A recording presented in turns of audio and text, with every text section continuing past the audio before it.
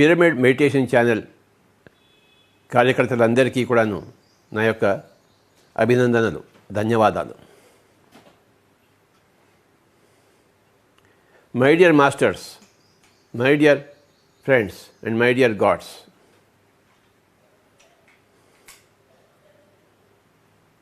ప్రతిసారి ఒక్కొక్క అంశాన్ని మనం తీసుకుని దాని గురించి మనం తెలుసుకుంటున్నాం. ఒక్కొక్క కాన్సెప్ట్ గురించి మనం తెలుసుకుంటున్నాం. ఈరోజు దృష్టిని బట్టే సృష్టి ఉంటుంది అని తెలుసుకుందాం. మనం చూపుని బట్టే చూడబడేది ఉంటుంది.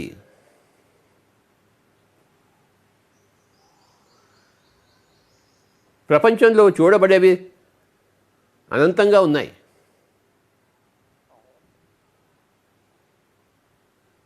కానీ మన చూపుని బట్టే అవి మనకి ప్రత్యక్షమవుతాయి,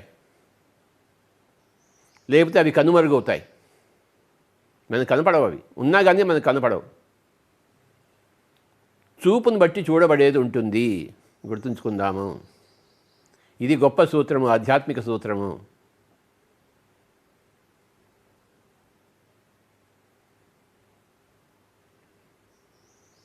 చూపుని బట్టి చూడబడేది ఉంటుంది. ఇప్పుడు నేను ఇక్కడ ఉన్నాను, నా పక్కన టీవీ ఉంది, నేను ఇటువైపు చూశాను అనుకోండి, నాకు టీవీ కనబడుతుంది. నా తల వెనకాల తిప్పి చూశాను అనుకోండి, నాకు కర్టెన్ కనబడుతుంది. నా చూపు నా ముందర ఉంటే నా వెనకాల ఉంటే నాకు కనపడదు కదా. నాకు కనపడటం లేదంటే అక్కడ లేనట్టు కాదు, అక్కడ ఉంది అది. కానీ నేను నా చూపుని బట్టే నాకు కనపడేది ఉంటుంది. ఇటువైపు తిప్పితే నాకు గోడ కనబడుతోంది, ఇటువైపు తిప్పితే టీవీ కనబడుతోంది.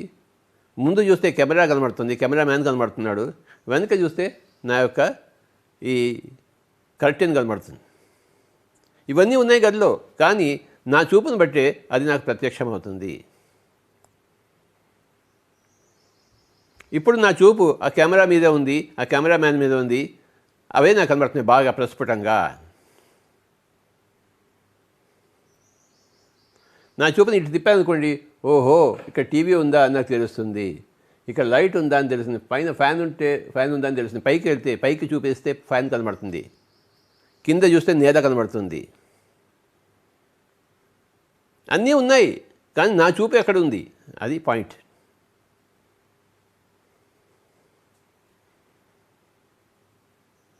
మీ చూపు ఎక్కడుందో మీకు అదే కనబడుతుంది, ప్రత్యక్షమవుతుంది.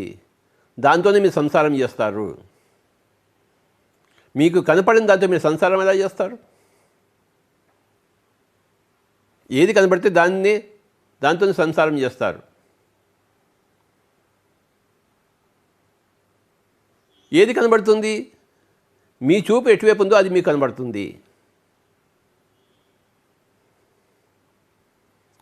దుర్యోధనుడు, అర్జునుడు ఇద్దరు కృష్ణుడి దగ్గరికి వెళ్ళారు సహాయం కోసం. దుర్యోధనుడికి ఈయన పడుకున్నాడు కృష్ణుడు. దుర్యోధనుడికి శ్రీకృష్ణుడి కాళ్ళు కనపడలేదు, తల కనపడింది. తల దగ్గర పోయి కూర్చున్నాడు. తర్వాత అర్జునుడు వెళ్ళాడు.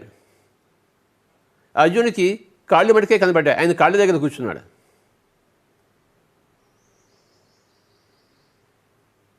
శ్రీకృష్ణుడు పడుకుని ఉన్నాడు, ఆయన కళ్ళు తెరిచాడు. ముందు చూపు ఆయనకి అర్జునుడి మీద పడింది. ఎందుకంటే ఆయన కాళ్ళ దగ్గర కూర్చున్నాడు కనుక. తల దగ్గర కూర్చున్నాడు, కనపడ్డు కదా. ఫస్ట్ అర్జునుని చూశాడు ఆయన కళ్ళు విప్పి. తర్వాత ఇటువైపు తీసుకుంటే ఇటు దుర్యోధనుడు ఉన్నాడు. ఏమిటి పొద్దున్న ఇద్దరు వచ్చారు అని అడిగాడు.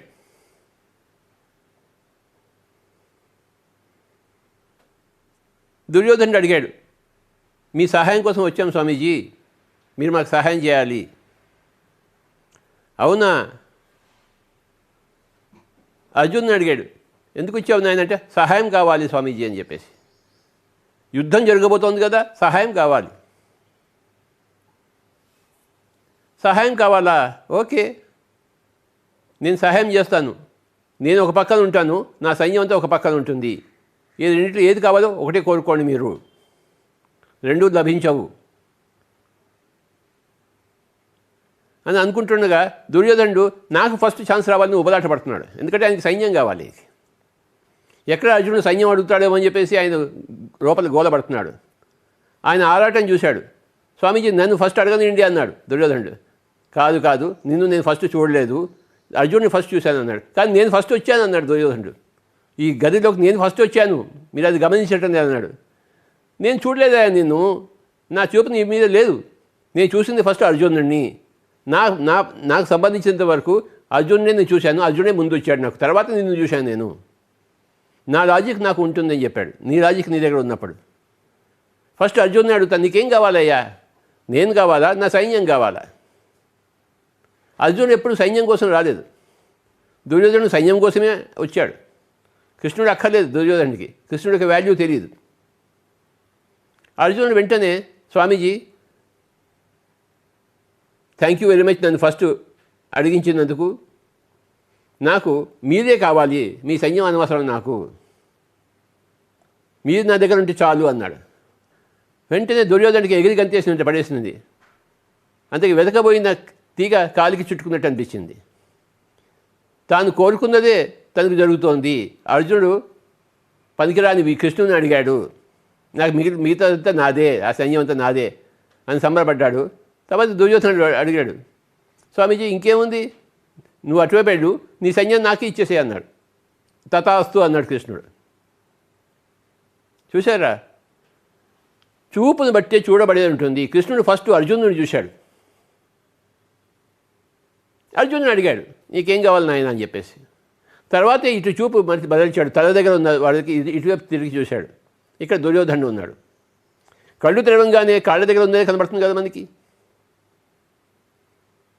ఇది గొప్ప సన్నివేశం మహాభారత యుద్ధంలో. చూపును బట్టి చూడబడేది ఉంటుంది. ఇంకో సన్నివేశం తెలుసుకుందాం. అటువైపు భీష్ముడు ఉన్నాడు సేనానాయకుడుగా కౌరవులకి, ఇటు ఏమో అర్జునుడు యుద్ధం చేస్తున్నాడు మిగతా వాళ్ళు. 10 రోజులు అయిపోయింది. భీష్ముడు అంతా సర్వనాశనం చేస్తున్నాడు పాండవుల సైన్యాన్ని.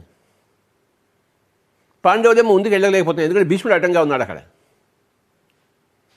10 రోజులు అయిపోయింది. 1 కాదు, 2 కాదు, 3 కాదు, 4 కాదు, 5 కాదు, 6 కాదు, 7 కాదు, 8 కాదు, 9 కాదు, 10 రోజులు అయిపోయింది.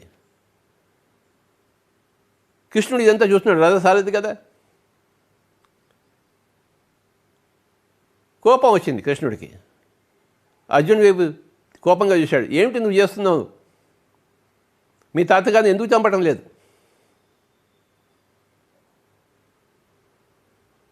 నేనే చంపేస్తా అని పోయి చక్రం పట్టుకుని వెళ్ళాడు, ముందుకు దూకాడు.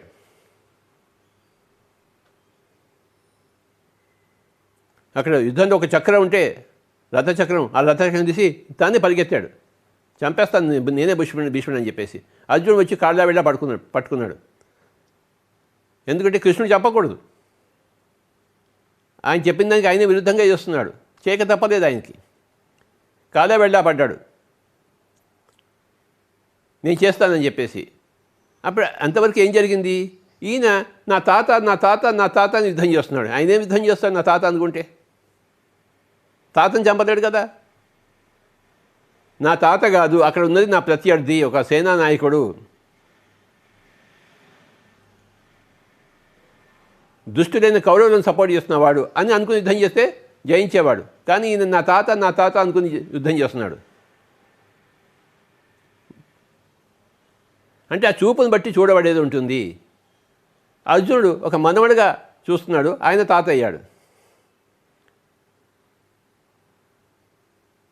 అర్జునుడు ఒక ధర్మయుద్ధం చేస్తున్నట్టు, అక్కడ అధర్మ యుద్ధానికి ఎగెన్స్ట్గా ఉంటే వేరే ఆ తీరు వేరేగా ఉండేది. ఈయన మనవడిగా చూస్తున్నాడు అక్కడ నా తాత అని చెప్పేసి. అందుకే 10 రోజులు అయిపోయింది. అది శ్రీకృష్ణుడికి నచ్చలేదు. కనుకనే ఆ అర్జునుని దృష్టిని మరల్చాడు, చూపుని తిప్పాడు, చూపుని మార్చాడు. అప్పుడు అర్జునుడు నిశ్చయించుకున్నాడు,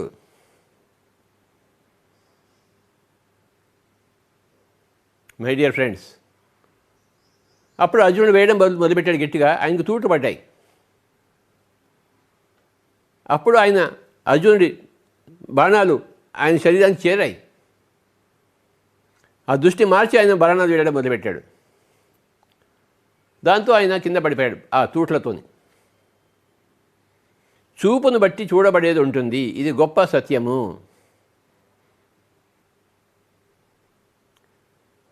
మహాభారతం కానీ రామాయణం కానీ ఏదైనా కానీ గొప్ప గొప్ప సత్యాలను మనకి ఇస్తుంది మనకి.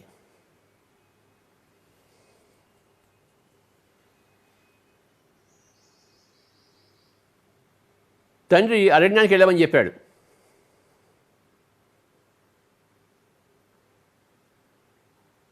శ్రీరాముడు వెంటనే ఒప్పుకున్నాడు. ఆయన మనసులో ఏ ఇతర భావన లేదు. సరే స్వామి, సరే తండ్రి అన్నాడు, వెళ్ళిపోయాడు.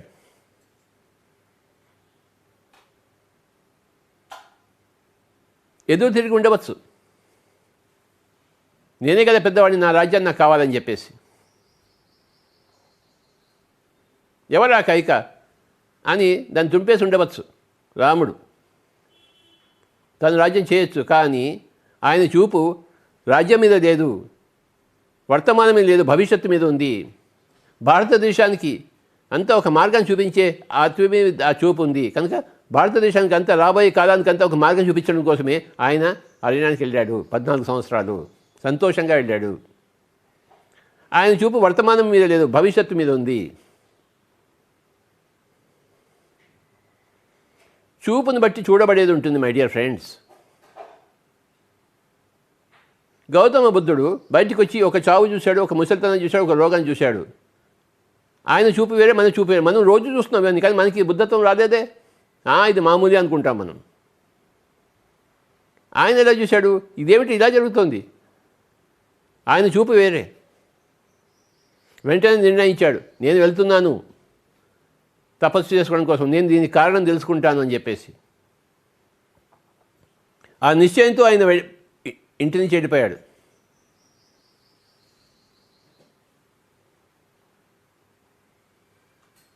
ఆయన చేసిన సన్యాసాన్ని ఏమంటారు? వివిధిష సన్యాసం అంటారు. 4 రకాల సన్యాసాలు ఉన్నాయి. మర్కట సన్యాసము, ఆపత్ సన్యాసము, వివిధిష సన్యాసము, విద్వత్ సన్యాసం. 4 రకాల సన్యాసం ఉన్నాయి. ఆయన చేసింది వివిధిష సన్యాసం. ఈ 4 గురించి చెప్తాను. ఒకటేమో మర్కట సన్యాసం, రెండవదేమో ఆపత్ సన్యాసము, మూడవదేమో వివిధిష సన్యాసము, నాలుగవదేమో విద్వత్ సన్యాసము. నువ్వు ఏ విధంగా సన్యాసం తీసుకుంటున్నావో దాన్ని బట్టి నీ సన్యాసం ఉంటుంది. సన్యాసం అంటే వదిలిపెట్టేసడము. ఏం వదిలిపెడుతున్నావు నువ్వు? మర్కట సన్యాసం చూద్దాం. ఇంట్లో పెళ్ళాంతో కొట్లాడుతున్నాడు వాడు, ఎవడో ఒకడు మొదటి వాడు. వాడికి సంసారం మీద విరక్తి పట్టింది, ఆ పెళ్ళ మీద ఆ పిల్లల మీద విరక్తి పట్టింది. ఊరు వదిలి వెళ్ళిపోయాడు. హిమాలయాలకు వెళ్ళాడు. అక్కడ ఇంకో ఊరు వచ్చింది, అక్కడ ఇంకో అమ్మాయి దొరికింది. వెంటనే పెళ్లి చేసుకున్నాడు. అక్కడ ఇంకో సంసారం పెట్టాడు. అంటే వీడు ఏం వదిలిపెట్టేసినట్టు వీడు లెక్క. ఒక సంసారం మీద విరక్తి పట్టి ఇంకో సంసారం వెతుకున్నాడు వాడు, అంతే. ఇక్కడ ఊర్లో ఏమో వీడు సన్యాసించాడు అని ఉంటుంది, కానీ అక్కడ పోయి వాడు వేరే సన్యాసం పెట్టుకున్నాడు, వాడు వేరే సంసారం పెట్టుకున్నాడు. ఈ రకమైన సన్యాసాన్ని ఏమంటారు తెలుసా? మర్కట సన్యాసం, కోతి సన్యాసం అంటారు. ఇకపోతే రెండవ సన్యాసము ఆపత్ సన్యాసం. ఒకడు ఉంటాడు బాగా ధనికుడు, వాడు చచ్చిపోయే ముందు ఇంకో 2 నిమిషాలు చచ్చిపోతానంటే నేను సన్యాసిస్తున్నాను, నాకు ఇప్పుడు ఏం అక్కర్లేదు అంటాడు. వాడు ఎలా అనిపోతున్నాడు. వాడు ఏమనుకుంటాడు, ఇప్పుడు నేను సన్యాసిస్తే నాకు 5 లోకాల్లో అంత ఇన్సూరెన్స్ ఉంటుంది కదా అని చెప్పేసి, పాలసీ. అదే ముందరే వాడు సన్యాసించాడు, ఎందుకంటే ఇంకా చావు రాలేదు. వాడు చావు దగ్గరకు వచ్చినాడు, ఆపద వచ్చినప్పుడు వాడు సన్యాసిస్తాడు. చచ్చిపోయిన తర్వాత నాకు వేరే లోకం కావాలి, మంచి లోకానికి వెళ్ళాలని చెప్పేసి. అది కూడా వ్యాపారమే వాడికి. దీన్ని ఆపత్ సన్యాసం అంటారు. ఇంకో 2 నిమిషాలు చచ్చిపోతుంటే వీడు సన్యాసించినట్టు. నాకు ఇప్పుడు నా పెళ్ళాం కాదు, నా మొగుడు కాదు, నా ఇల్లు కాదు, నా పిల్లలు కాదు, నా ఆస్తి కాదు, నేను సన్యాసిస్తున్నాను అంటాడు. అప్పుడే పడుకున్నాడు వాడు, మంచం మీద పడుకున్నాడు. 2 నిమిషాలు చచ్చిపోతాడు వాడు, నేను సన్యాసిస్తున్నాను అంటాడు. అదేదో చిన్నప్పుడు సన్యాసిస్తే బాగుంటుంది, కానీ వాడు ముసలివాడు చచ్చిపోతున్నాడు, అప్పుడే అదేం సన్యాసం? దీన్ని ఆపత్ సన్యాసం అంటారు మై డియర్ ఫ్రెండ్స్. ఇకపోతే వివిధిష సన్యాసం. అంటే నేను సత్యాన్ని తెలుసుకోవాలి అని ఇంటి నుంచి వదిలిపెట్టేవాడు బుద్ధుడులాగా. బుద్ధుడికి ఏం ఆపద రాలేదు. బుద్ధుడు సంసారం బాగానే ఉంది, ఇంకో సంసారం కోసం వెళ్ళలేదు ఆయన. ఆయన చేసింది మర్కట సన్యాసము కాదు, ఆపద సన్యాసం కాదు, వివిధిష్ట సన్యాసము. ఆయనకి సత్యం తెలియదు, నేను సత్యం తెలుసుకోవడానికి వెళ్తున్నాను అని చెప్పేసి వెళ్ళాడు ఆయన. సత్యం తెలుసుకున్నాడు, తిరిగి సంసారంలోకి రాలేదు. దాని పేరు వివిధిష్ట సన్యాసము. వివేకానందుడు ఇలాగే తన ఇంటిని వదిలిపెట్టి వెళ్ళిపోయాడు 14 ఏళ్ల వయసులో. గురువుని వెతుక్కుంటూ గురువుని కనుక్కున్నాడు. తన ఇంటిని వదిలిపెట్టేశాడు వివేకానందుడు 14 ఏళ్ల వయసులో. బుద్ధుడు 29 ఏళ్ల వయసులో వదిలిపెట్టేశాడు ఇంటిని. వివేకానందుడు 14 ఏళ్ల వయసులో వదిలిపెట్టేశాడు. ఆయన సన్యాసము వివిధిష్ట సన్యాసము. ఇకపోతే రామకృష్ణ పరమహంస, ఆయన ఎక్కడికి హిమాలయానికి పోలేదు, ఆయన సన్యసించలేదు. ఆయనకి ఎప్పుడు పెళ్ళాం ఉండింది, పెళ్ళాంతో సంసారం చేయలేదు, అది వేరే మాట. కానీ పెళ్ళాంని వదిలిపెట్టలేదు ఆయన, పెళ్ళాంతో కూడా ఉన్నాడు. అంటే ఏంటి, ఆయన సత్యంలోనూ ఉన్నాడు, సత్యంలో ఉంటూ సన్యసించాడు, ఏది వదిలిపెట్టలేదు. ఆయన పేరు, ఆ సన్యాసం పేరు విద్వత్ సన్యాసము, విద్యతో కూడిన సన్యాసం. పిరమిడ్ మాస్టర్లు అందరూ కూడాను ఈ విద్వత్ సన్యాసులే, దేన్ని వదిలిపెట్టరు, ఉన్న దాంట్లోనే మొత్తం అంతా సాధిస్తారు, ఇంటిని వదిలిపెట్టిపోరు, ఒక సంసారం వదిలిపెట్టి ఇంకో సంసారంలో దూరరు. సో 4 రకాల సన్యాసాలు ఉన్నాయి: మరకట సన్యాసము, ఆపత్ సన్యాసము, వివిధిష్ట సన్యాసము, విద్వత్ సన్యాసం. మై డియర్ ఫ్రెండ్స్, విద్వత్ సన్యాసులైన పిరమిడ్ మాస్టర్ అందరికీ నా యొక్క నమస్కారములు. ఇప్పుడు చూడండి ఏమైంది. ఇప్పుడు సన్యాసం అంటే ఒక విధమైన చూపుతో వాడు బయటకు వెళ్ళాడు. ఏ విధమైన చూపుతో వెళ్ళావు అదే నీకు దొరుకుతుంది, చూపును బట్టే చూడబడేది ఉంటుంది. నువ్వు ఏ దృష్టితో నువ్వు సన్యసించావో, ఇల్లు వదిలిపెట్టి వెళ్ళిపోవో అదే నీకు లభిస్తుంది.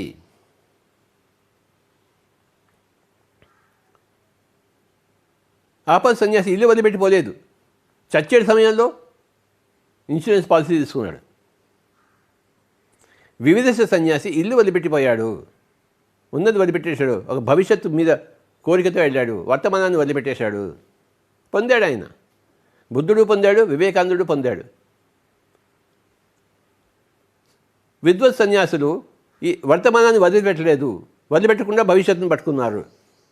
ఎంత గొప్ప విషయం. వర్తమానాన్ని వదిలిపెట్టకుండా, సన్యసించకుండా భవిష్యత్తును పట్టుకోవడమే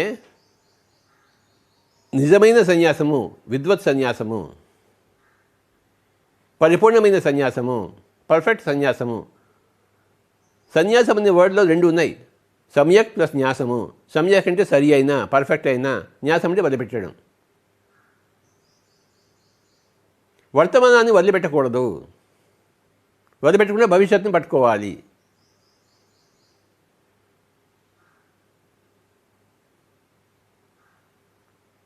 నేలను వదిలిపెట్టేసి నింగిలో సాము కాదు, నేల మీద కాళ్ళు ఉంటూ నింగిలో సాము చేయాలి మనం. అంతవరకు మనకి పైకి ఎదగాలి మనం. ఆకాశం మన తల తొలగేంత వరకు మన శరీరాన్ని పెంచుకోవాలి, నేల మీద కాళ్ళు ఉంటూ. వర్తమానాన్ని వదిలిపెట్టేసి నింగిలో సాము కాదు. మన చూపు ఎలా ఉంది, మనకు వర్తమానం కావాలి, భవిష్యత్తు కావాలి, అది మన చూపు. పిరమిడ్ మాస్టర్ల చూపు వర్తమానం ఉంటుంది, భవిష్యత్తు లభిస్తుంది. వర్తమానాన్ని వదిలిపెట్టేస్తే భవిష్యత్తు అనుకుంటే అదానే ఉంటుంది. అది నువ్వు ఏదనుకుంటే అది అవుతుంది. నీ ఆత్మ చూపు ఎలా ఉందో నీ యొక్క జీవితము సార్థకం అలా అవుతుంది. ఆత్మ ఏ విధంగా చూస్తోంది అదే లభ్యమవుతుంది. చూపును బట్టే చూడబడేది ఉంటుంది, కోరికను బట్టే పొందబడేది ఉంటుంది.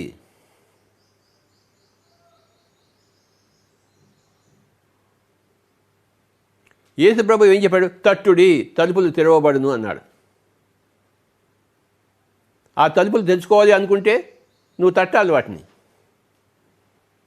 అసలు అవి తెరుచుకునే ఉన్నాయి, అవి మూసుకుని ఉన్నాయని నువ్వు అనుకున్నావు. నువ్వు అలా అనుకున్నావు కనుక అవి మూసుకున్నట్టు నీకు కనపడ్డాయి. అసలు తలుపులు లేవు, మూసుకోవడం లేదు అని నువ్వు అనుకుంటే ఆ తలుపులు లేవు, మూసుకోవడాలు లేవు. నువ్వు నిరభ్యంతరంగా ఇటు నుంచి అటు ఎక్కడికైనా ప్రయాణం చేయవచ్చు. చూపును బట్టే చూడబడేది ఉంటుంది.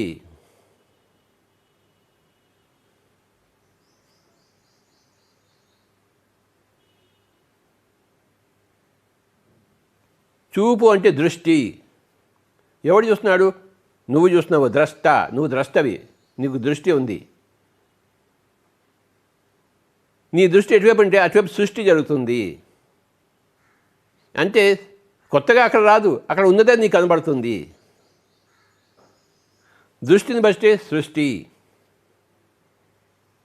చూపును బట్టే చూడబడేది.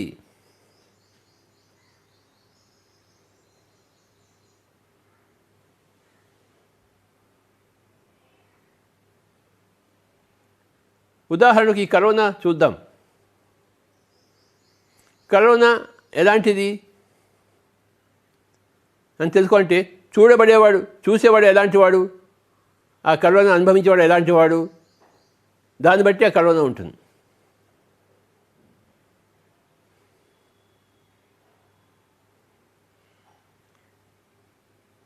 ఈ కరోనా అనేది ఎలా ఉంటుందంటే అది నీ బట్టి ఉంటుంది.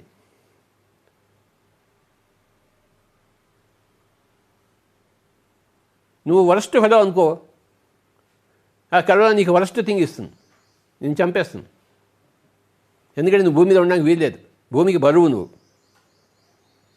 చావుకి నువ్వు భయపడుతున్నావు. ఎవడు చావుకి భయపడతాడు?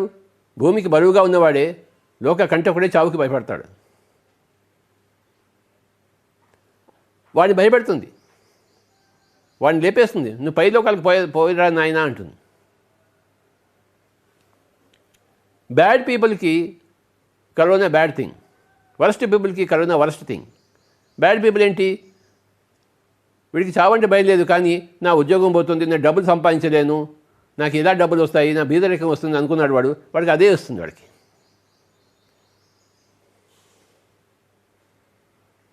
మంచి గుడ్ పీపుల్కి కరోనా గుడ్. ఓహో, నాకు ఇన్ని రోజులకి నాకు సమయం దొరికిందే, నేను కాస్త విశ్రాంతిగా నా కుటుంబ సభ్యులతో ఉంటాను, ఇన్ని రోజులు లేను, డబ్బులు పోతే పోయినాయి, ఇంకో మళ్ళీ సంపాదించుకోవచ్చు, ఇప్పుడు నేను కుటుంబంతో హాయిగా ఉంటాను కదా అని వాడు గుడ్ ఫెలో. కరోనా వాడికి గుడ్గానే ఉంటుంది. వాడికి ఇక బెస్ట్ ఫెలో పిరమిడ్ మాస్టర్స్. ఓహో, నేను ఇంకా బోల్డ్ పుస్తకాలు చదువుకోవచ్చు, భగవద్గీత చదువుకోవచ్చు, ఉపనిషత్తు చదువుకోవచ్చు, ఇంకా ధ్యాన సాధన చేయొచ్చు ఇంట్లో కూర్చుని అని అనుకుంటాడు. కనుక వాడికి ఆ కరోనా బెస్ట్గా ఉంటుంది. అంటే వీడి చూపును బట్టే ఆ కరోనా అలా ఉంది. అది వరస్ట్గా ఉందా, బ్యాడ్గా ఉందా, నెగిటివ్గా ఉందా, పాజిటివ్గా ఉందా, గుడ్గా ఉందా, బెస్ట్గా ఉందా, ఎవరికి? ఎవరెవరి చూపును బట్టి కరోనా అలా కరుణిస్తుంది, లేకపోతే శపిస్తుంది. నువ్వు శాపానికి అర్హుడైతే నీకు శపిస్తుంది, నువ్వు వరానికి అర్హుడైతే నీకు వరాలు ఇస్తుంది.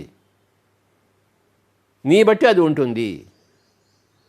Corona is worst thing for worst people, bad thing for bad people, good thing for good people and best thing for best people.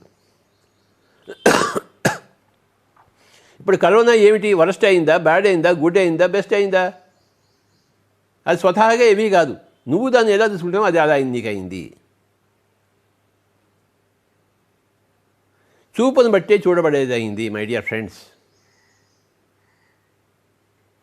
ఒకనొక రాక్షసుడు తపస్సు చేశాడు. ఎందుకోసం చేశాడు? నాకు చావు ఉండకూడదు అని. వాడు నేనంటే శరీరం అనుకున్నాడు. వాడు నాకు శరీరం చావు ఉండకూడదు, నేను నేల మీద చావకూడదు, ఆకాశంలో చావకూడదు, మనిషి చేత చావబడకూడదు, జంతువు చేత చావబడకూడదు. వాడు అన్ని పాసిబిలిటీస్ అన్నీ చూశాడు. వాడు రాత్రి చావకూడదు, పొద్దున్న చావకూడదు, ఏ ఆయుధం చేత చావబడకూడదు. ఇక మొత్తం లిస్ట్ అంతా చెప్పాడు, నాకు చావుకు రాకూడదు అని చెప్పేసి.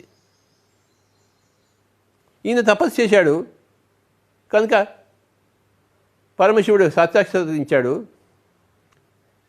భక్త, ఏమి నీ కోరిక అన్నాడు. నాకు ఇలా ఇలా ఉంది స్వామి, ఇలా లిస్ట్ అంతా చెప్పాడు. ఆయన ఏమీ ఆలోచించలేదు, యద్భావం తద్భవతి కదా, అలాగే జరుగుగాక అని చెప్పేసి వెళ్ళిపోయాడు. ఆయన హిరణ్యకశిపుడు అయ్యాడు. వాడికి చావు లేదనుకున్న విర్రవీగాడు. కానీ నరసింహావతారంలో వచ్చాడు ఒక ఆయన. జంతువు కాదు, మనిషి కాదు, తన తొడల మీద కూర్చోబెట్టుకున్నాడు. నేల మీద కాదు, ఆకాశంలో కాదు. సంధ్యా సమయంలో, పొద్దున కాదు రాత్రి కాదు, తను గోళ్లతో చీల్చి చంపాడు. ఆయుధం కాదు గోళ్ళు, శరీరంలో భాగం.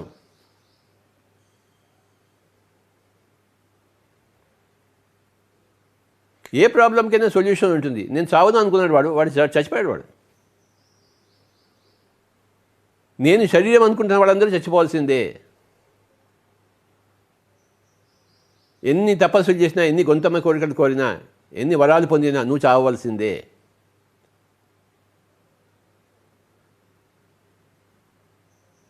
శరీరం చంపబడితే ఆత్మ సావదని వాడు తెలుసుకోలేదు ఆ రాక్షసుడు.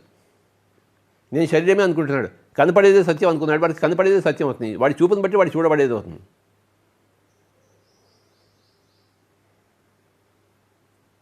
నాస్తికులకు పైదొకలు కనపడవు, ఎందుకంటే వాడి చూపు అటువైపు లేదు. నా పైన ఫ్యాన్ ఉంది, నేను కళ్ళు విప్పి పైకి చూస్తే కదా నాకు ఫ్యాన్ కనపడేది. నా కళ్ళు చూపు ఇటువైపు ఉంది, ఫ్యాన్ కనపడుతుంది. ఫ్యాన్ లేదయ్యా అంటే ప్రకృతి పక్కన నవ్వుతుంది. ఫ్యాన్ ఉంది కానీ నువ్వు దాన్ని చూడటం లేదు అంతే అన్నాడు. ఒక ఊర్లో ఏమైందంటే, ఒక తల్లి ఒక కొడుకు ఒక తల్లిని పోగొట్టుకున్నాడు. తల్లిని పోగొట్టుకుని ఆ కూడలిలో ఏడుస్తున్నాడు. ఒక యోగి అటు నుంచి వెళ్ళాడు. ఎందుకయ్యా ఏడుస్తున్నావు అన్నాడు. నా తల్లి చచ్చిపోయింది స్వామీజీ అన్నాడు ఏడుస్తూ. అప్పుడు యోగి నవ్వుతూ అన్నాడు, నీ తల్లి చచ్చిపోలేదయ్యా, నీ తల్లిని చూసే కళ్ళు నీకు చచ్చిపోయా అన్నాడు. నీ తల్లి బతికే ఉంది కానీ ఆ తల్లి చచ్చిపోయింది అనుకుంటున్నావు, ఎందుకంటే ఇప్పుడు నీ తల్లిని నువ్వు చూడగలిగే నీ కళ్ళు చచ్చిపోయాయి, నీ తల్లి చచ్చిపోలేదు అన్నాడు. ఎంత చక్కగా చెప్పాడు చూడండి. నీ తల్లిని చూసే చూపు నీ దగ్గర లేదు కనుక నీ తల్లి కనబడటం లేదు, నాకు నీ తల్లి కనబడుతోంది. ఎందుకంటే ఆయన యోగి ధ్యానం చేశాడు, మూడో కన్ను ఉంది ఆయనకి ఆ తల్లి ఎందుకు కనబడదు? పక్కనే ఉంది వాడికి, పక్కనే, కానీ ఆ తల్లి వాడికి కనపడలేదు. నా తల్లి పోయిందో అని ఏడుస్తున్నాడు వాడు. పక్కనే ఉన్న తల్లి వీడికి కనపడటం లేదు కనుక ఆవిడ లేదు అనుకుంటున్నాడు వాడు. ఆవిడ నిజంగానే లేదు, ఈ అబ్బాయికి ఆవిడ నిజంగానే లేదు, ఎందుకంటే వీడు చూస్తే కదా ఆవిడ చూడబడేది ఉంటుంది. పైన నేను తలకాయ తిప్పితేనే నాకు ఫ్యాన్ కనబడుతుంది, లేకపోతే కనపడదు. అది నాకు కనపడకపోయినంత మాత్రం అది లేదు అనుకోవడం మహామూర్ఖత్వము. అదే నీకు కనపడటం లేదు అంతే, అది ఉంది అక్కడ, నీ చూపు అటువైపు ప్రసరించబడలేదు కనుక అది నీకు ప్రస్ఫుటం కాలేదు, అది నీకు వ్యక్తం కాలేదు.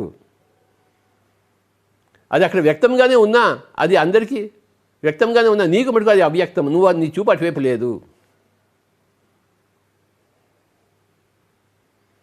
అర్జునుడు అడిగాడు కృష్ణుడిని, నేను వీళ్ళందరినీ ఎందుకు చంపాలి? అర్జునుడు అందరినీ శరీరాలుగానే చూస్తున్నాడు. నేను వీళ్ళందరినీ చంపను, భిక్షాటన ఎత్తుకుంటాను అన్నాడు. పక్కన నవ్వాడు కృష్ణుడు. నువ్వెవరు బాయ్ చంపేది? ఆత్మ చంపబడదు, చావదు. అగ్నిలో వేసిన ఆత్మ చావదు, కాల్చబడదు, నీటితో తడపబడదు. నైనం చిందంతి శస్త్రాణి నైనం దహతి పావకః నైనం క్లేదయంత్యాపో నశోషయతి మారుతః. కృష్ణుడు ఆత్మను చూస్తున్నాడు, అర్జునుడు శరీరాన్ని చూస్తున్నాడు. నరుడు, ఆయన నారాయణుడు. నరుడు ఎప్పుడు శరీరాన్ని చూసేవాడు, శరీరాన్ని అదొకటే ఉన్నది అనుకునేవాడే నరుడు, ఆత్మను తెలుసుకునేవాడే నారాయణుడు.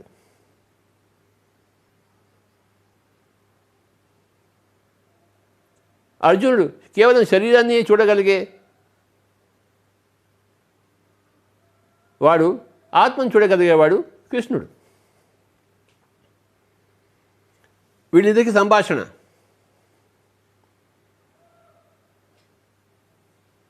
చిన్నపంచి అర్జునుడు ధ్యానం చేయలేదు, విద్య నేర్చుకున్నాడు. కానీ శ్రీకృష్ణుడు చిన్నపంచి ధ్యానం చేశాడు.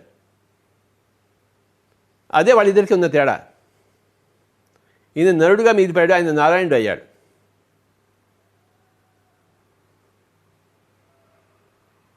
అర్జునుడి చూపంతా శరీరం మీదే, నేను వాడిని చంపను అని చెప్పేసి.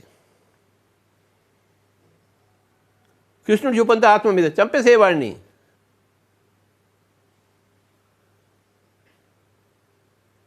హతోవా ప్రాప్స్యసి స్వర్గం జిత్వా వా భోక్ష్యసే మహీం. నువ్వు వాడిని చంపావనుకో ఆ యుద్ధం నువ్వు చచ్చావనుకో నువ్వు స్వర్గానికి వెళ్తావు, నువ్వు అని చెప్తే వాడు స్వర్గానికి వెళ్తాడు.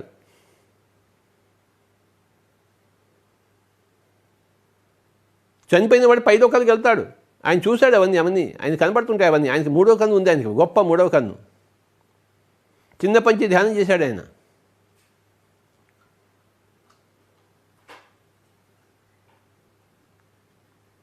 ధ్యానం చేసిన వాడికి చూపు ఒక విధంగా ఉంటుంది, ధ్యానం చేయని వాడి చూపు వేరే విధంగా ఉంటుంది. యుద్ధ విద్య నేర్చుకున్న వాడి చూపు ఒక విధంగా ఉంటుంది, యుద్ధ విద్య నేర్చుకుని వాడి ఒక చూపు వేరేగా ఉంటుంది. వాడు పడిపోతాడు, వాడు యుద్ధానికి రాడు. వాడు యుద్ధాన్ని నేర్చుకునేవాడు నేను యుద్ధం చేస్తాను అని యుద్ధానికి వస్తాడు వాడు.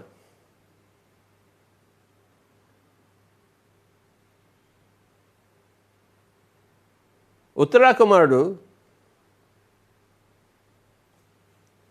యుద్ధానికి బయలుదేరి వచ్చి ఆ పెద్ద కౌరవ సైన్యం చూసి భయపడి వెళ్ళిపోయాడు. ఆయన నేను దిగి వెళ్ళిపోతాను అన్నాడు. ఎందుకంటే ఆయన చిన్నప్పటి యుద్ధం చేయలేదు. ఆయనకి యుద్ధ సామర్థ్యం లేదు, ఊరికే గప్పాలు కొడుతుంటాడు అంతే.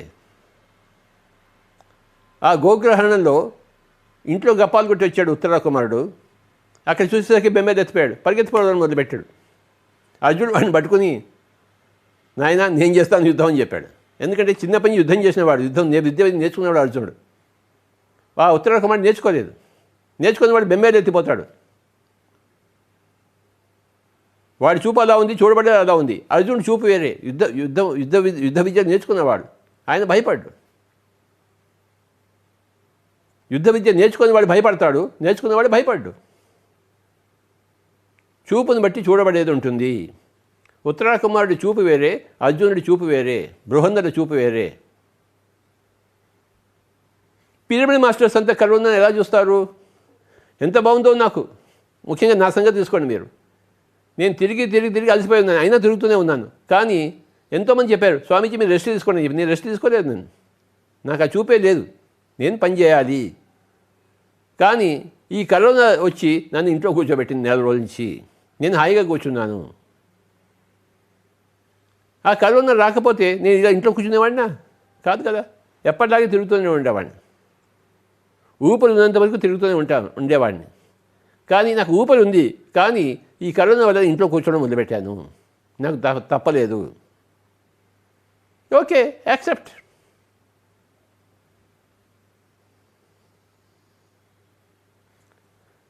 Accept, admire and allow. 3 A's. దీన్ని యాక్సెప్ట్ చేశాను, దీన్ని అడ్మైర్ చేస్తున్నాను. ఇప్పుడు నేను ఎంత బాగుందో నాకు కరోనా. రోజుకి 3 సినిమాలు చూస్తున్నాను. నాకు కావాల్సినవన్నీ అడిగి వంట చేయించుకుంటున్నాను. పిఎంసీ వాళ్ళే నా ఇంటికి వచ్చి నాకు ఇవన్నీ రికార్డ్ చేస్తున్నారు. నేను వాళ్ళ పిఎంసీ ఆఫీస్కి వెళ్ళక్కర్లేకుండా నాకు కావాల్సిన పుస్తకాలన్నీ చదువుకుంటున్నాను.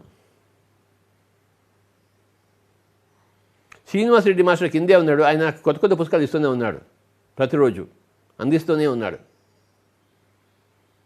నాకు ఈ కరోనా గొప్ప వరం అయిపోయింది.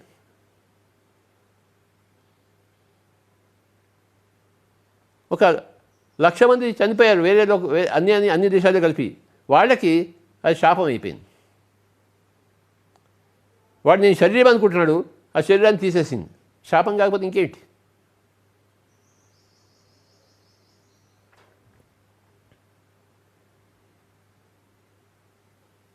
ఎవరికి ఏది ఇవ్వాలో అది వాడికి అది ఇస్తుంది కరోనా.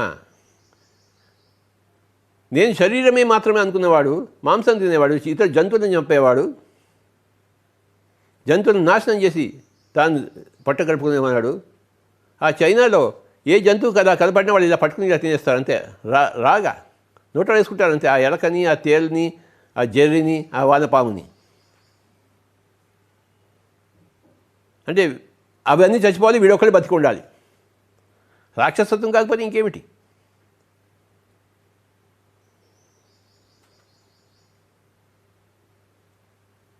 ఎలాంటి వాళ్ళకు ఉన్నారో అలాంటి వాళ్ళకి ఆ విధంగానే కరోనా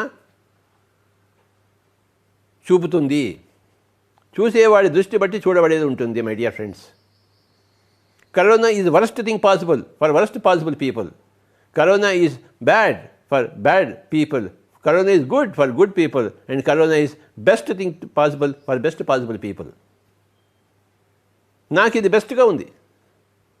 ఇన్ని రోజులు నేను తిరిగి అలసిపోయి ఉన్నాను, అయినా తిరుగుతూనే ఉన్నాను. ఇప్పుడు నాకు మంచి ఊరట కలిగింది, మంచి రెస్ట్. నేను బాగా పడుకుంటున్నాను, నిద్రపోతున్నాను, టీవీ సినిమాలు చూస్తున్నాను, పుస్తకాలు చదువుకుంటున్నాను, మంచి వంటలు చేస్తూ భోజనాలు చేస్తున్నాను, అందరితో హాయిగా ఇంట్లో కూర్చొని గప్పాలు కొడుతున్నాను ఫోన్ తీసుకుని. నాకు ఇంతకన్నా ఏం కావాలి?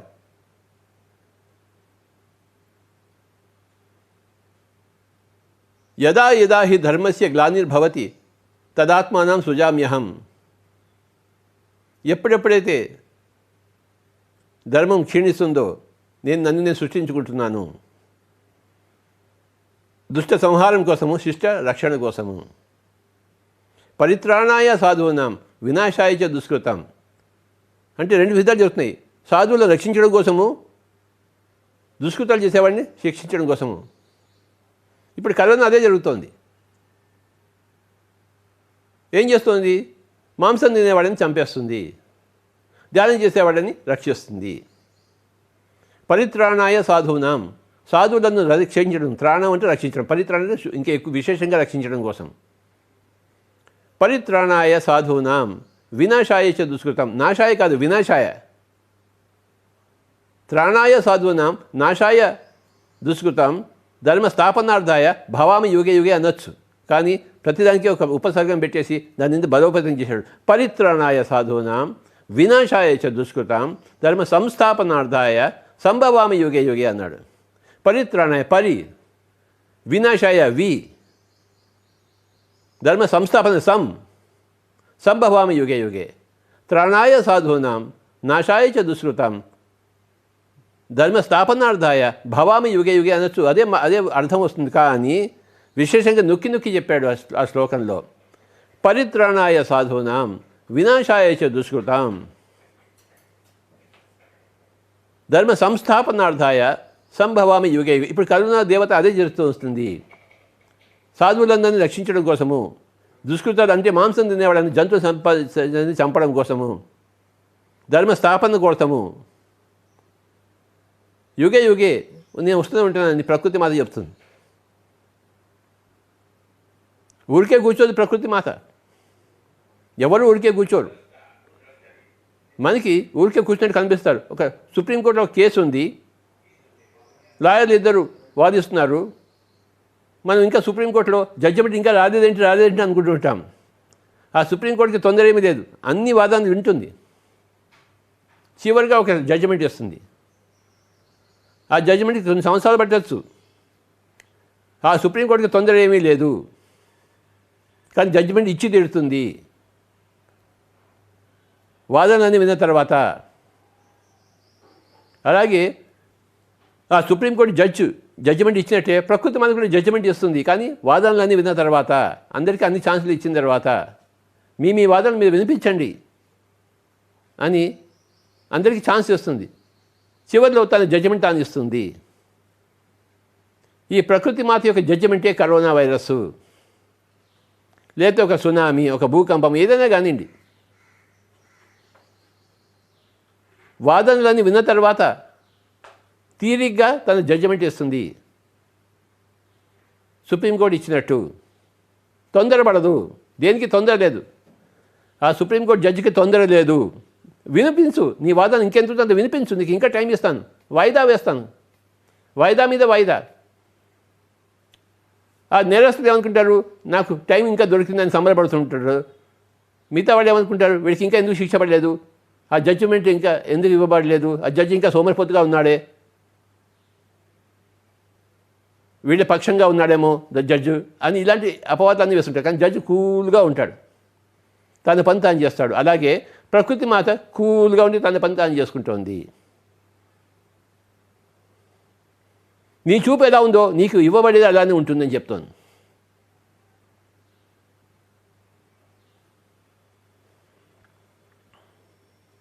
నీ చూపుని బట్టి నేను ఉన్నానని చెప్తుంది ప్రకృతి మాత. నేను నీకు వరమో శాపమో అది నువ్వే చూసుకోవాలి, ఎంచుకోవాలి నువ్వు. నీ దృష్టి లోపభూయిష్టంగా ఉంటే నేను ఒక విధంగా ఉంటాను, నీ చూపు గుడ్ సమారిటన్గా ఉంటే లోక కళ్యాణకారిగా ఉంటే నేను ఇంకో విధంగా ఉంటాను. చూపును బట్టే చూడబడేది ఉంటుంది. ఇది గొప్ప సూత్రము సృష్టిలో.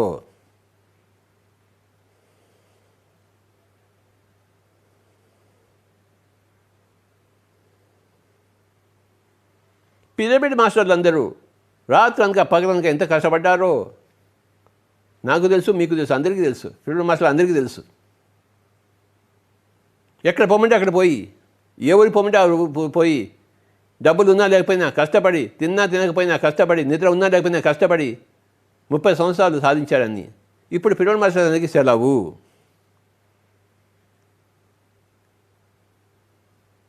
పృథ్వీమాత చెప్పింది, మీరందరూ ఇంకా రెస్ట్ తీసుకోండి, మీకు రెస్ట్ ఇది.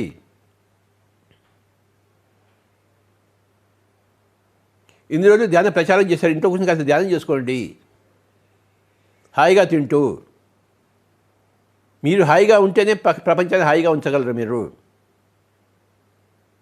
మీరు ఏడుస్తుంటే ప్రపంచాన్ని కూడా ఏడుస్తూనే ఉంటుంది. మీ బట్టే కదా ప్రపంచం, చూపును బట్టే చూడబడేది. మీరు హాయిగా రెస్ట్ తీసుకోండి, ఇంట్లో విశ్రాంతిగా ఉండండి. ఇన్ని రోజులు మీ కుటుంబ సభ్యులను మీరు వదిలిపెట్టేసి తిరిగారు. ఇప్పుడు మీ కుటుంబ సభ్యులతో ఉండండి బాబా.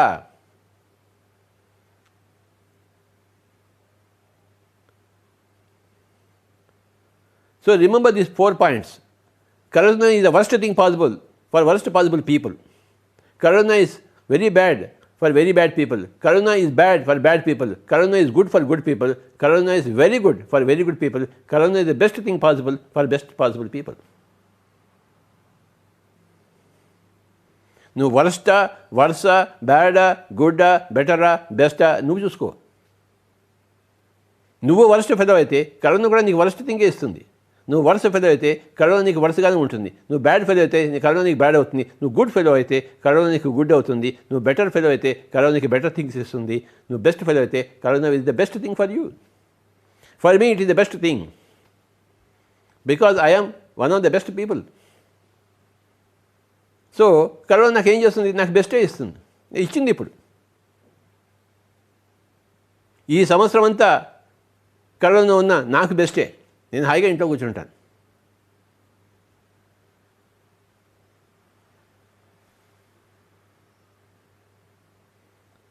మై డియర్ ఫ్రెండ్స్, నీ చూపును బట్టే నీ ప్రపంచం ఉంటుంది, నీ వాస్తవం సిద్ధిస్తుంది. You create your own reality through your దృష్టి, త్రూ యువర్ చూపు. You create your own reality. Corona నీకు రియాలిటీని ఇవ్వదు. నీ రియాలిటీ ఏదో అది నీకు ఇస్తుంది. నీ రియాలిటీ నువ్వే నిశ్చయించుకుంటావు, నేను నిశ్చయించను. అర్జునుడు కోరుకున్నదే అర్జునుడు పొందాడు, దుర్యోధనుడు కోరుకున్నదే దుర్యోధనుడు పొందాడు. దుర్యోధనుడు సైన్యాన్ని కోరుకున్నాడు, అర్జునుడు కృష్ణుడినే కోరుకున్నాడు. వాళ్ళు కోరుకున్నదే వారికి లభించింది. కృష్ణుడు ఏం పక్షపాతి కాడు. వాళ్ళు ప్రగాఢంగా ఏది కోరుకున్నారో అదే వాడికి ఇచ్చారు. చూసారా? దుర్యోధనుడికి కృష్ణుడు అక్కర్లేదు, అర్జునుడికి కృష్ణుడి సైన్యం అక్కర్లేదు. అదే పొందారు వాడు. ముందు వచ్చినా తర్వాత వచ్చినా, ముందు అడగబడినా తర్వాత అడగబడినా వాళ్ళకి కోరిక వాళ్ళకి నెరవేరింది. అది సృష్టి యొక్క ధర్మము. ఎవరికి ఏది కావాలో అది వాళ్ళకి ఇస్తుంది. హిరణ్యకశిపుడు తపస్సు చేశాడు, నా ఇలా చాపకూడదు అలా చాపకూడదు, ఇచ్చేశాడు శివుడు. ఆలోచించేవాడు వాడు, ఇచ్చేస్తాడంతే. తర్వాత తిరిగి ప్రాబ్లం సాల్వేషన్. ఎవడు అడిగినా వాడికి అది లభించబడుతుంది. సృష్టి ధర్మము.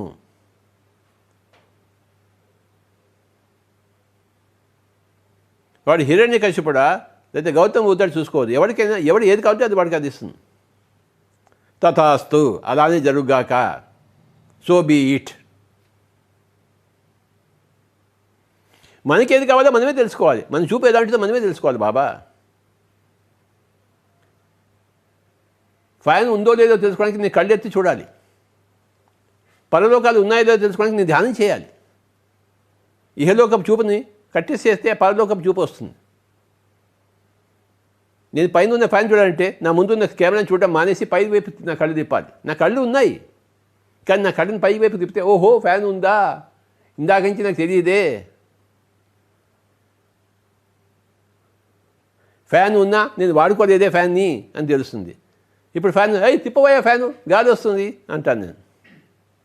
కానీ ఫ్యాన్ ఉన్నదే గాలి కోసం, పైలోకాలు ఉన్నవాళ్ళే నీకు సహాయం చేయడం కోసం.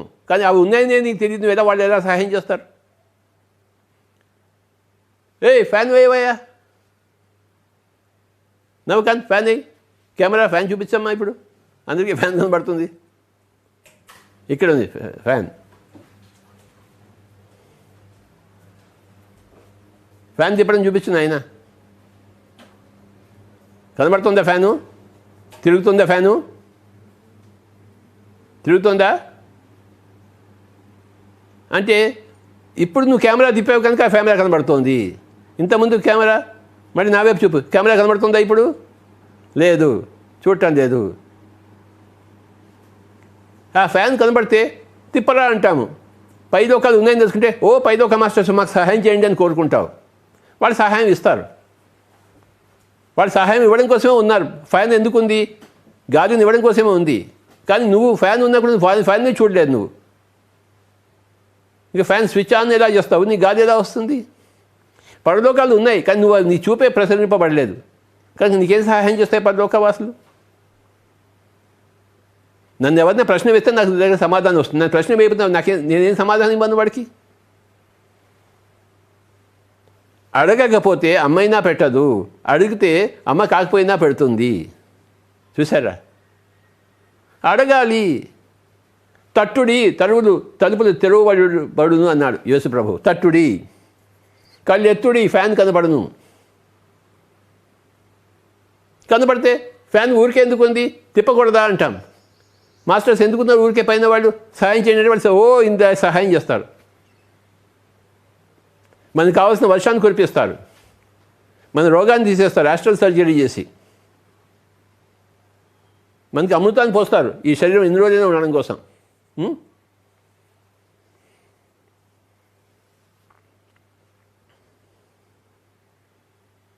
సీతాదేవి లంకలో 1 సంవత్సరం ఉంది, ఏమీ తినలేదు ఆవిడ, ఏమీ తాగలేదు, అయినా బతికుంది. ఎందుకని అమృతాన్ని పూశారు దేవతలు.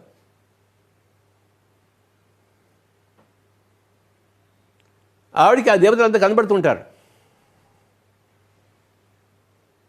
నాకు ఫ్యాన్ ఇప్పుడు కనబడినట్టు కళ్ళు ఎత్తితే. ఆవిడ గొప్పది, యోగేశ్వరులు ఆవిడే. ఇతర లోకవాసులంతా కనబడుతుంటారు. ఆ పార్వతీదేవి కనిపించి అమృతాన్ని ఇస్తూ ఉంటుంది. ఈవిడ ఏమీ తినదు తాగదు, సంవత్సరం బట్టి అలానే ఉంది, హాయిగా ఉంది. చూపును బట్టే చూడబడేది ఉంటుంది మై డియర్ ఫ్రెండ్స్.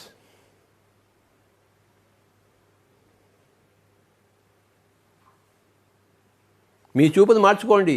అలా అద్భుతంగా మార్చుకున్న వాడే పిరమిడ్ మాస్టర్స్. ఇప్పుడు మనం కాసేపు ధ్యానం చేద్దాం. చేతుల్లో చేత పెట్టుకుందాం, పాదాలు 2 క్రాస్ చేసుకుందాం, కళ్ళు 2 మూసుకుందాం, శ్వాస మీద ధ్యాస పెడదాం my dear masters. The best thing to do in this lockdown is meditation. We are given abundant time under the best possible conditions. Stay at home and do meditation antondi Corona. I am giving you the best possible thing because you are the best possible person. Be with your breath, my dear friends. You have your breath. You have your Guru with you. You don't have to go anywhere else. మీ గురువు దగ్గర మీరు కూర్చోండి, మీ శ్వాస దగ్గర మీరు ఉండండి, మీకు అన్నీ లభిస్తాయి. ఆ హిరణ్యకశ్యపుడికి లభించినప్పుడు మీకెందుకు లభించదు? ఆ బుద్ధుడికి లభించినప్పుడు మీకెందుకు లభించదు? ఆ పరమశివుడికే అన్నీ లభించినప్పుడు మీకెందుకు లభించదు? మీ చూపు మీ లోపలికి మరల్చండి. Seek ye the kingdom of God and his righteousness first, and then all else will be added unto you అన్నాడు యేసు ప్రభు. Where is the kingdom of God? మీ లోపలే ఉంది. మీ చూపు మీ లోపలికి ప్రసరించండి. మీ శ్వాసతో కూడుంటే లోపలికి ప్రసరింపబడుతుంది. శ్వాస మీద ధ్యాస మై డియర్ ఫ్రెండ్స్. బహిర్ప్రపంచం నుంచి మీ చూపును మరల్చి అంతర్ప్రపంచంలోకి అంతర్ప్రపంచంలో ఉండండి. బహిర్ముఖులంతా అంతర్ముఖులు కండి. అంతర్యానములు చేద్దాము.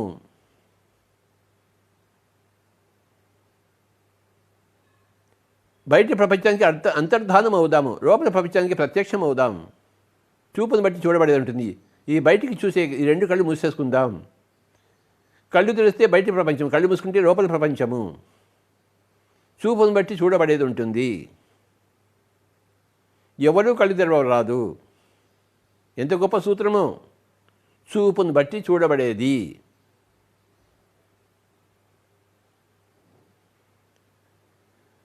ఎవరి వాస్తవానికి వాడే సృష్టికర్తలు. You create your own reality. మీ రియాలిటీని మీరే సృష్టించుకోండి. సీత లంకలో ఉన్నప్పుడు సంవత్సరం అంతా ఏమీ తినలేదు, ఏమీ తాగలేదు, నీళ్లు కూడా ముట్టుకోలేదు. ఆ రాక్షసులు ఇచ్చిన నీటిని కొద్దిగా ఫస్ట్లో తాగింది, మాయా ప్రపంచంలో మునిగిపోయింది. తర్వాత పార్వతీదేవి చెప్పింది, నువ్వు ఆ నీళ్లు తాగకు, ఆ ఫుడ్ తినకు అని చెప్పేసి. ఆ రాక్షసులు తయారు చేసే నీళ్లు నీకు వద్దు. ఆ రాక్షసులు తయారు చేసిన ఫుడ్ నీకు, అది ఫుడ్ కాదు, అది పాయిజన్. అది అప్పంచి ఆవిడ ఉపవాసంలో ఉండేది, విశేషమైన ఉపవాసం, ఒక సంవత్సరపు ఉపవాసం. నీళ్ళు కూడా తాగలేదు, కానీ ఆవిడ హాయిగా బతికే ఉంది, అమృతంతో తాగి. ఆ దేవతలు వాళ్ళకి ఇచ్చారు, ఆవిడకి ఇచ్చారు. ఎవరూ కళ్ళు తెరవరాదు. శ్వాస మీద ధ్యాస మై డియర్ ఫ్రెండ్స్, శ్వాసానుసంధానం. ఉచ్ఛ్వాస నిశ్వాసాలతో కూడి ఉందాం. ఎంత గొప్పదో ఈ లోచూపు ధ్యానం. ధ్యానం అంటే లోచూపు, inner vision, inner existence, inner worlds becoming accessible. లోచూపు విజన్ ఉంది మనకి. ఎంతసేపు అవుటర్ విజన్ ఉంది, అదే విజన్ని మనం ఇన్వర్ట్ చేయాలి. ఇన్నర్ విజన్గా రూపొందిస్తే ఇన్నర్ వరల్డ్స్ అన్నీ ప్రస్ఫుటమవుతాయి. చూపును బట్టి చూడబడేది ఉంటుంది.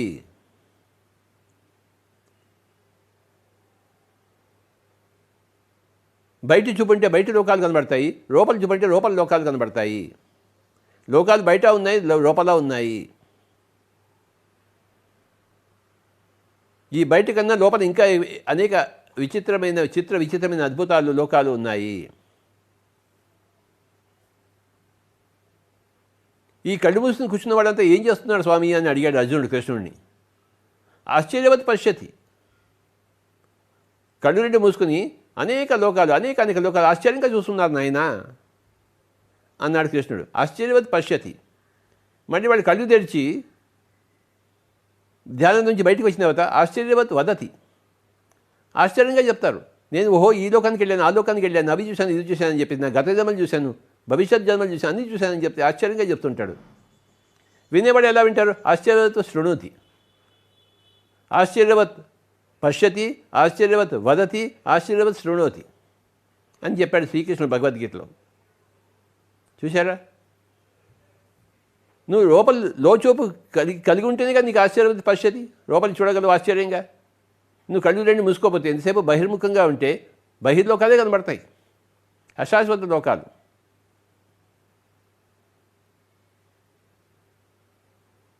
విశేషంగా దుఃఖాన్ని కలిగించే లోకాలు.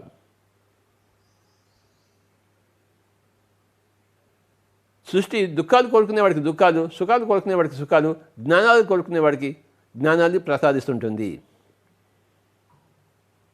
అది సృష్టి యొక్క ధర్మము. ఎవరికి ఏది కావాలో అది వాడికి ఇస్తుంది. నీకేం కావాలో ఏమొద్దో నువ్వే నిర్ణయించుకోవాలి. నీ చూపు ఎటువైపు ఉంటుందో అటువైపే విశ్వం సృష్టింపబడుతుంది. చూపును బట్టి చూడబడేది ఉంటుంది మై డియర్ ఫ్రెండ్స్. హాయిగా కూర్చుందాము, శ్వాస మీద ధ్యాస పెడదాం.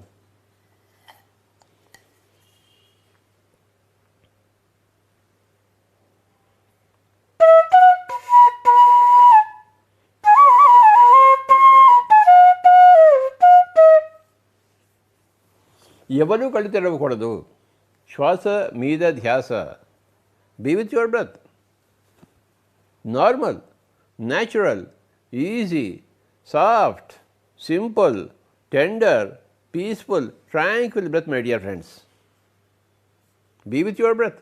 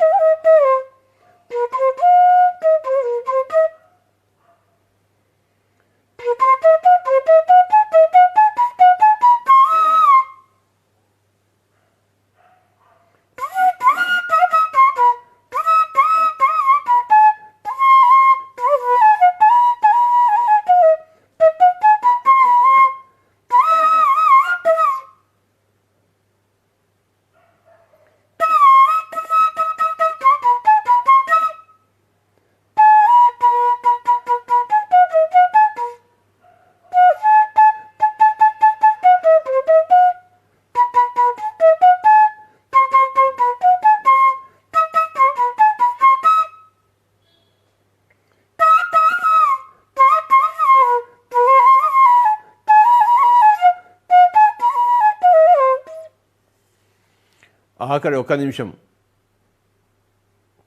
Only 1 minute my dear friends. Be with your breath. లోచూపు కావాలి మనకి.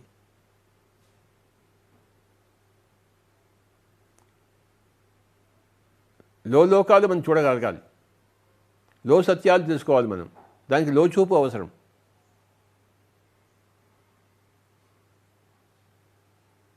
లోచూపు లేకపోతే లోక సత్యాలు లేవు, లోకాలు లేవు బాబా. చూపుని బట్టి చూడబడేది ఉంటుంది. ఆఖరి ఒక నిమిషము. లోచూపు, లో సత్యాలు, లోకాలు. My dear friends, final 30 seconds. Be with your breath. Normal, natural, easy, soft, simple, tender, peaceful, tranquil breath, my dear friends. Your breath is your way, your bridge to go into the inside. You have the breath with you. Cross the bridge.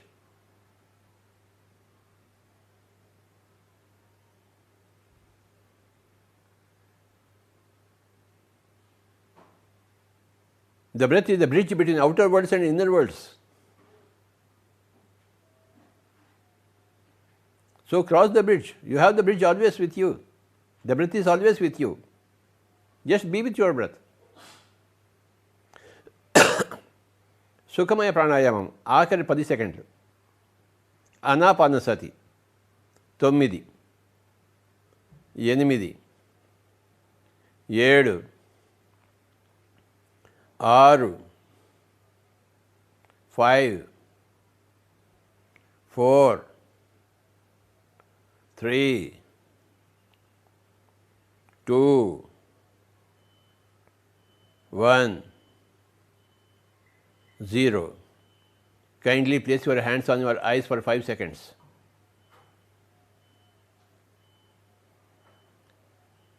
When you open your eyes, you will come back to the outer world. 5, 4, 3, 2, 1, 0. Slowly remove your hands and open your eyes. Thank you very much, my dear friends. చూపును బట్టి చూడబడేది ఉంటుంది. ఈ సూత్రము తెలుసుకొని మననం చేసుకుని, శ్రవణం విని మననం చేసుకుని అభ్యాసంలో పెట్టుకుంటే మనకి సాక్షాత్కారం అవుతుంది. అప్పుడు మన సాక్షాత్కారం అయిన తర్వాత మన లోక కళ్యాణం చేస్తాం మై డియర్ ఫ్రెండ్స్. చూపును బట్టే చూడబడేది ఉంటుంది. ఇది గొప్ప సూత్రం, మహాసూత్రము, ఆధ్యాత్మిక సూత్రము.